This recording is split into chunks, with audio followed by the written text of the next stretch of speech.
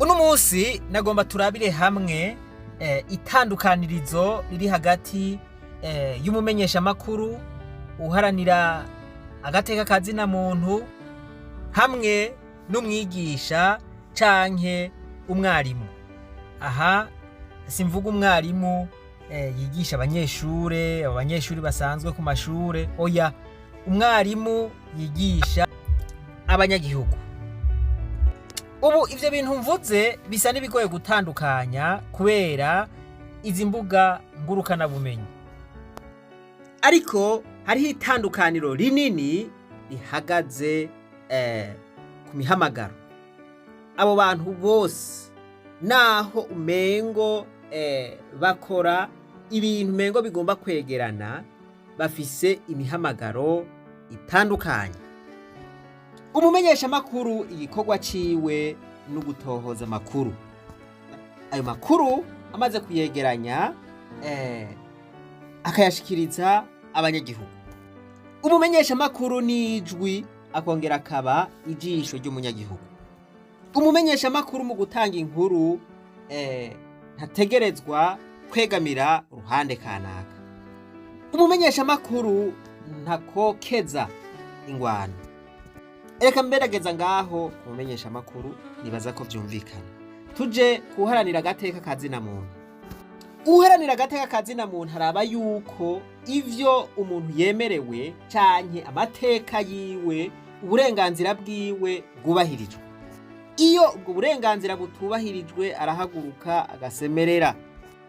Abapfunzwe bapfungirwa ubusa, leta idakurikije amategeko, abicwa, abanyuruzwa, ivyo vyose abaharanira agateka KAZINAMUNTU ivyo biri mu vyo bajejwe kurabira hafi. Hamwe rero n'ivyerekeye amatora n'ibindi.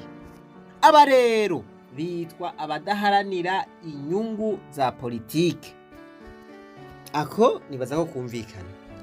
Umwigisha nawe, umwigisha w'abanyagihugu, yerekana inyishu z'ibibazo bihanamiye abanyagihugu. Ivyo bibazo navyo murumva biba bivugwa n'abamenyesha makuru, bikavugwa n'abaharanira agateka KAZINAMUNTU. Umwigisha mu nyigisho atanga ahindura ivyiyumviro vy'abantu, abereka intambwe ku ntambwe ingene ivyo bibazo vyotora umuti. Arabashushaniriza igicapo, akabereka aho bari, akabereka kubu, akabereka n'akazoza keza, akabereka n'ingene bogashikamwe. Umwigisha yunga, ashira hamwe abiciye n'ibice. Umwigisha akura abantu mu kutamenya canke liberation from ignorance. Umwigisha atera imbuto za kazoza. Umwigisha yitwa a silent nation builder. Nukuvuga umwubatsi w'igihugu mu gacerere.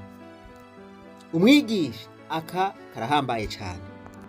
Yibutsa canke yigisha abantu ibintu vyari bigoye gutahura, akabibashirira mu majambo yoroshe yumvikana.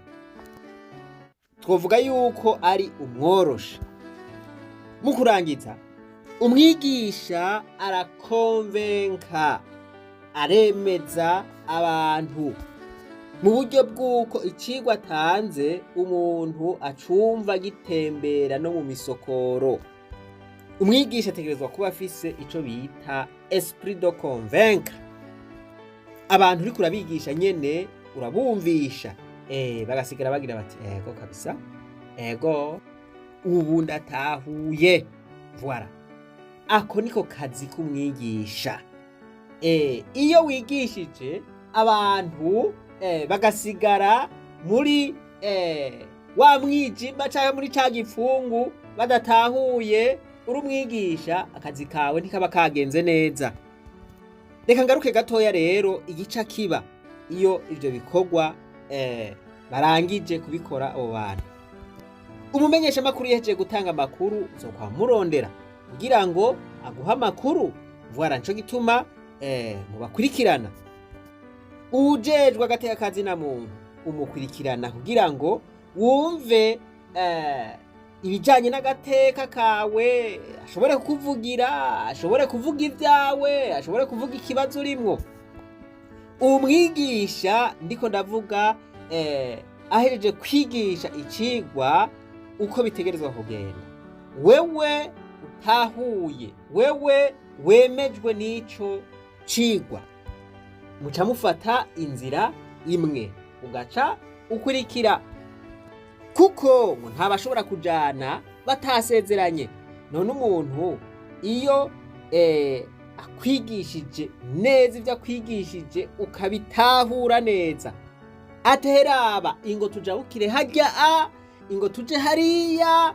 tugenda uku kugira ngo dushikeyo voila yagusiguriye ibiriyo voila hasigaye yuko ufatana urugendo hasigaye yuko mugenda mugashikayo ntanga akarorero kumwigisha sanzwe dufatira ko akarorero ka Yesu Kristo ngo ahejeje kwigisha abantu baca bava hasi bakamukurikira mu yandi majambo baba banyuzwe n'inyigisho ziwe ivyo turabisanga muri Matayo igice ca 4 ku murongo wa 20 ngo bumvise izo nyigisho ziwe baca baterera insenga zabo hasi baramukurikira igikwega abo bantu kiba kiri mwaza nyigisho mbega zabakoze ku mitima baravuga bati ego kabisa voila uyu muntu reka dufatane inzira navuze nti umwigisha ashushanya igicapo abereka igicapo caho bategerezwa kuja akerekana ubuzima bwaho hanyuma akababwira ati ingo tugenda ntababwira ngo ingo tugenda ahubwo arabatumira ati mufatiye kuvyo ndababwiye mubona twofatana urugendo reka ndabaye n'akandi karorero ku mwarimu uwo nawe si uwundi ni mwarimu Julius Nyerere uwo yahoze arongoye igihugu ca Tanzania inyigisho yatanga mu kubaka Tanzania zabaye inyigisho zikomeye cyane muco yise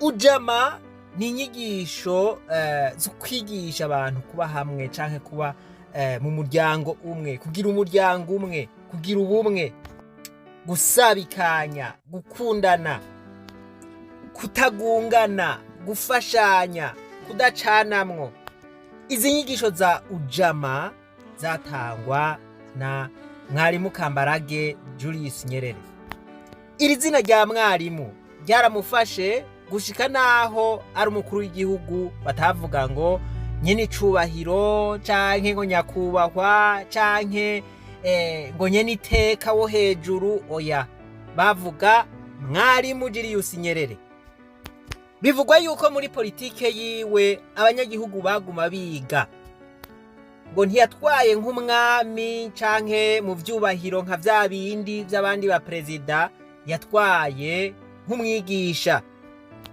ariko nacigwa twakura twebwe nk'abarundi ujama kubera iki tutaragera aho twiga kubana nk'abarundi kubera iki tutaragera aho twumva twobana nk'umuryango twobana mu bumwe apana vya bindi vy'ukubesha tuvuga ngo ubumwe kandi ataburiho kuvuga ubumwe tuzi neza yuko tudashobora gusabikanya tuzi yuko hariho igice c'abarundi bagorewe mu buhungiro tuzi neza yuko hariho abarundi bariko baromoka kubera inzara iyo nzara bayitewe n'abantu b'umunoho indongozi zirya ibyazo zikarya n'ivy'abandi kwa mwarimu Julius Nyerere hari ikintu twokwiga ujama sinokwibagira Mandela yigishije amahanga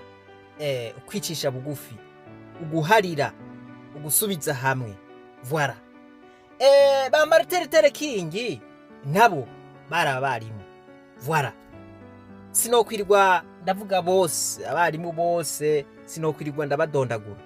Nuko rero bavuga bati ahatagira abamenyesha makuru b'indyamunyu abanyagihugu baba impumyi, ahatagira abaharanira agateka kazinamuntu abanyagihugu babaho bigonye barizore, ni ukuvuga ngo nta n'ubumenyi ivyabo. Ahatagira umwigisha canke abigisha nta kazoza keza kahaba, bavuga ngo l'avenir est vide. Nibaza yuko mutahuye akamaro k'umwe wese mubona babwiye.